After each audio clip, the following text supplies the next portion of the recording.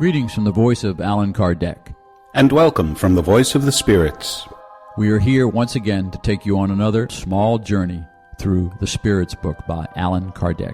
Today we will start Chapter 2 of Part 4, Future Joys and Sorrows. This will involve nothingness, the future life, questions 958 to 959. Then the intuition of future joys and sorrows, questions 960 to 962, followed by God's intervention in punishments and rewards, 963 to 964. Enjoy. Question 958. Why are human beings instinctively horrified of nothingness? Because there is no such thing as nothingness. Question 959. Where does our instinctive sentiment of a future life come from? We have already told you, prior to its incarnation, the spirit knows all these things, and the soul retains a vague memory of what it knows and of what it saw in its spirit state. Refer to question number 393. Author's remarks for question 959. In all ages, people have occupied themselves with the future beyond the grave. This is very natural. Whatever importance they may give to the present life, they cannot help but consider how brief and especially how precarious it is, since it can be cut short at any moment. Hence, they can never be sure of tomorrow. What becomes of them after the fatal instant?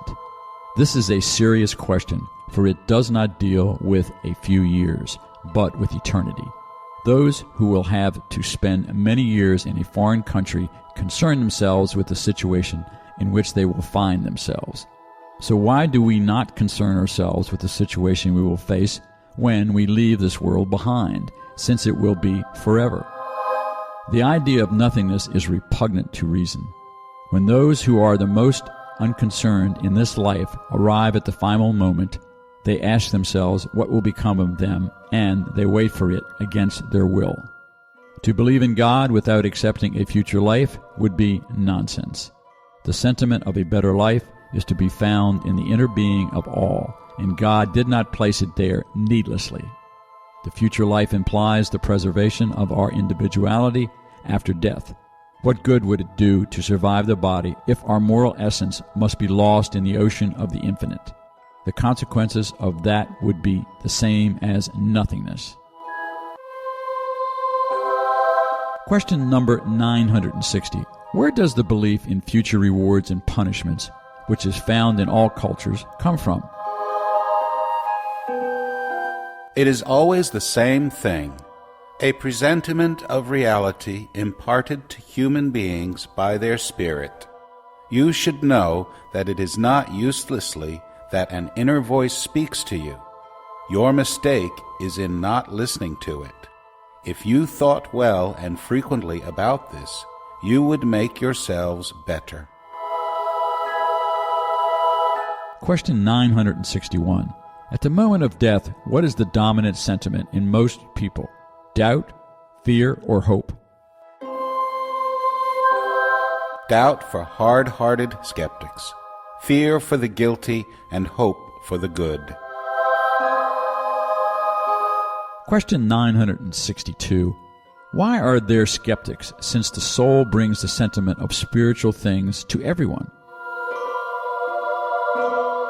There are fewer skeptics than you might think. During life, many pretend they are bold out of pride, but at the moment of death, they cease being boastful. Author's remarks for question 962. The consequences of the future life stem from the responsibility for our acts. Regarding the apportionment of the happiness to which all aspire, reason and justice tell us that the good and the wicked could not possibly be mixed together. God cannot will for some to enjoy good things without effort, while willing for others only to obtain them through effort and perseverance. The idea that God applies divine justice and goodness through the wisdom of the divine laws does not allow us to believe that the righteous and the wicked are at the same level in God's sight. Nor can we doubt that someday the former will receive a reward for the good they have done, and that the latter will receive a punishment for the evil they have done. This is why our innate sense of justice gives us the intuition of future rewards and punishments. Question 963. Is God concerned personally with each individual? Isn't God too great, and aren't we too small for each individual in particular to have an importance in the divine sight? God is concerned with all created beings, no matter how small they may be. Nothing is too small for God's goodness. Question 964. Must God be concerned with each of our actions in order to reward or punish us? Aren't most of such actions insignificant to God? God has established the divine laws that regulate all your actions. If you violate them, the fault is yours.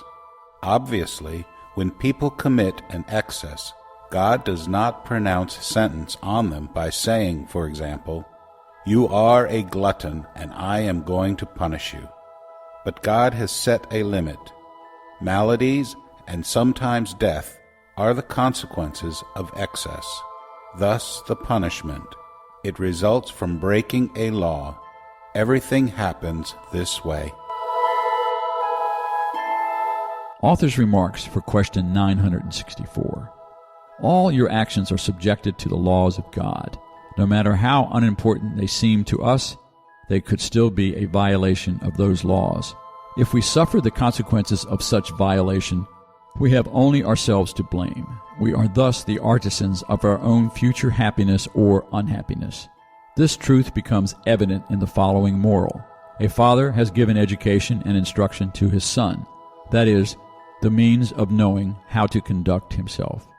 He cedes a field to him to cultivate and says to him, "I have given you the rules to follow and all the necessary implements for rendering this field productive, thereby ensuring your living.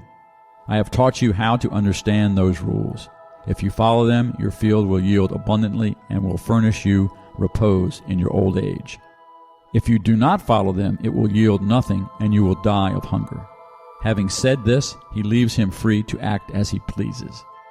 Is it not true that the field will produce in the ratio of the care taken in its cultivation, and that all negligence will rebound by harming the harvest?